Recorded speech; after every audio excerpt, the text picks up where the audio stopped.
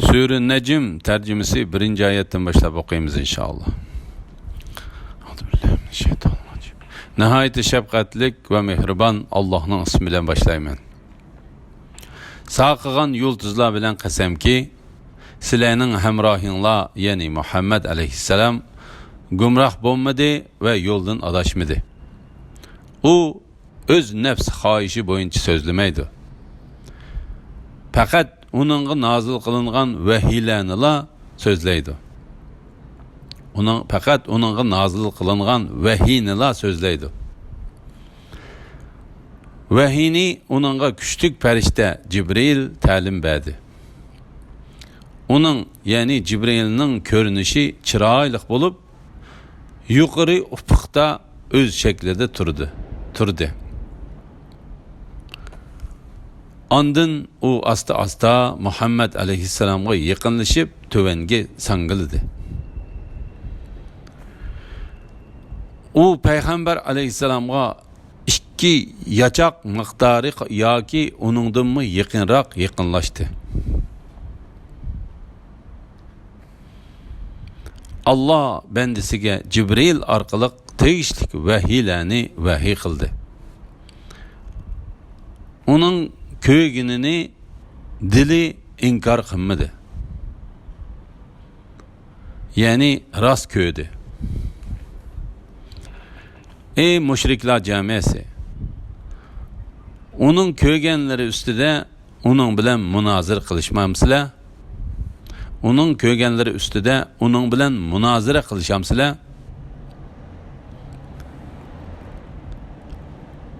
U Jibrilni haqiqatan 2-chi qatim Sidratul Muntaha darxining yanida ko'rdi.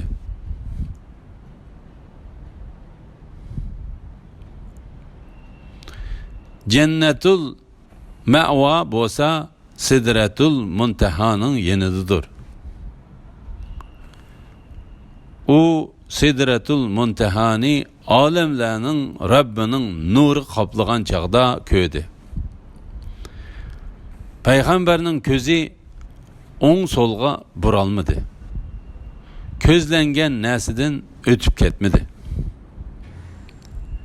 Shubhisizki u Rabbingning qudratini ko'rsatadigan buyuk alomatlarni ko'rdi.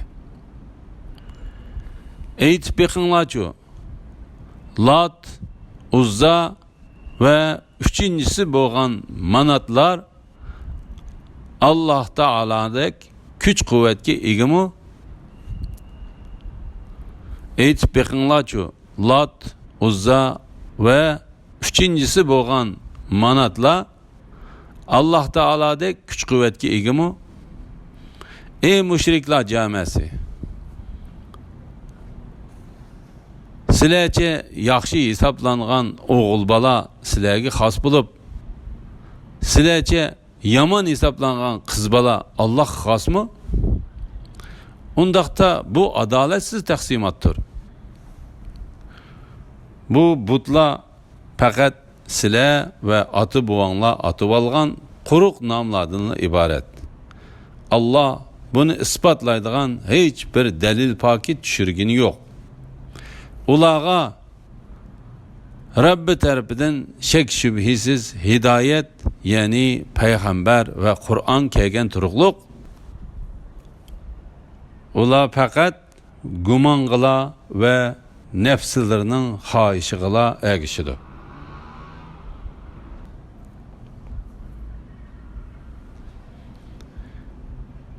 İnsan nimini arzu qilsa shu bo'lamdi.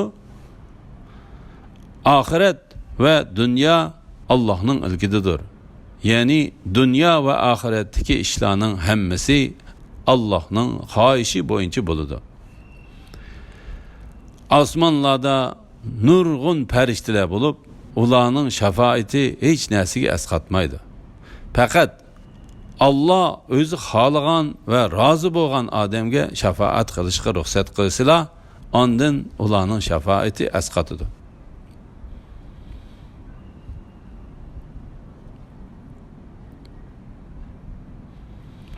Şübhisizki ahiretke iman etmaydiganlar farishtalarni Allohning qizlari deb kishi jins nom bilan ataydi.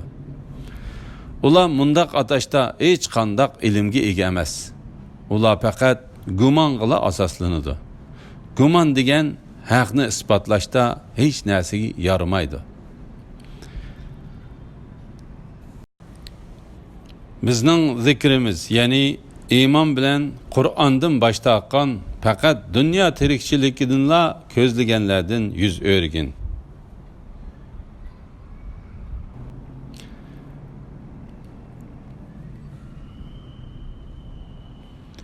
Ularning ilmidan yetgan yeri ana shu. Ularning ilmdan yetgan yeri ana shu.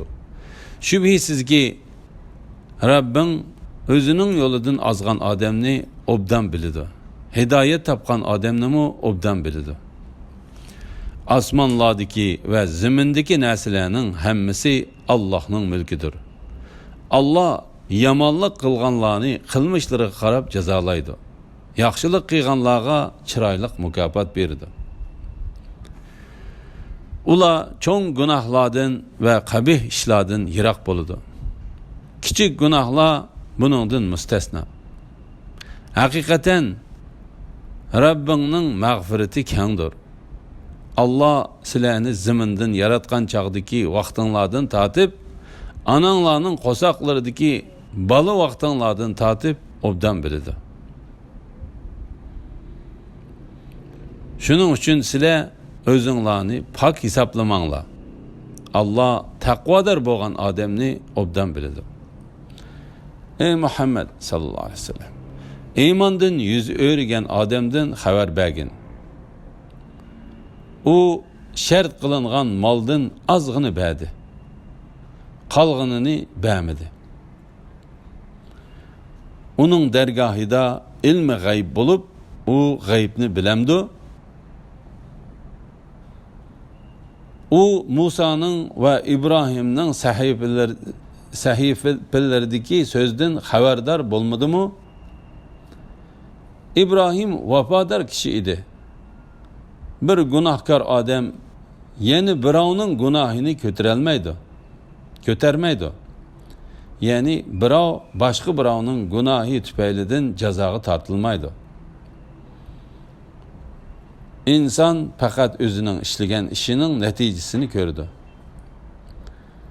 Uning qilgan ishi kelgusida ko'rildi.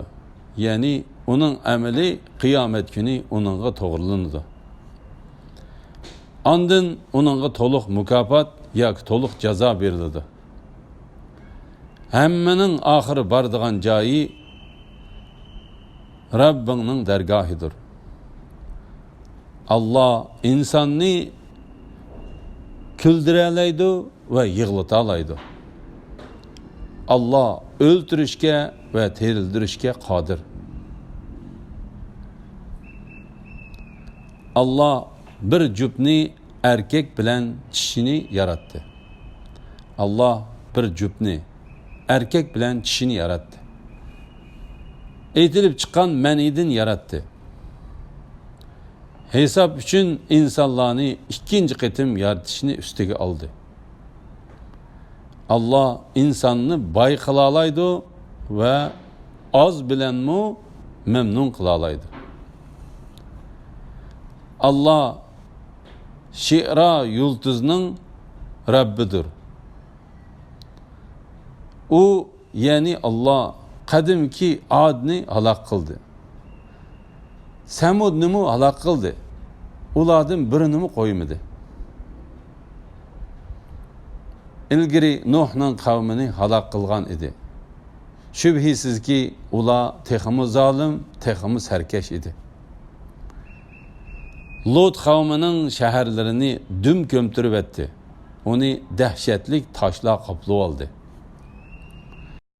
Ey insan, Rabbinin qaysi bir nimetidin gumonlanırsan,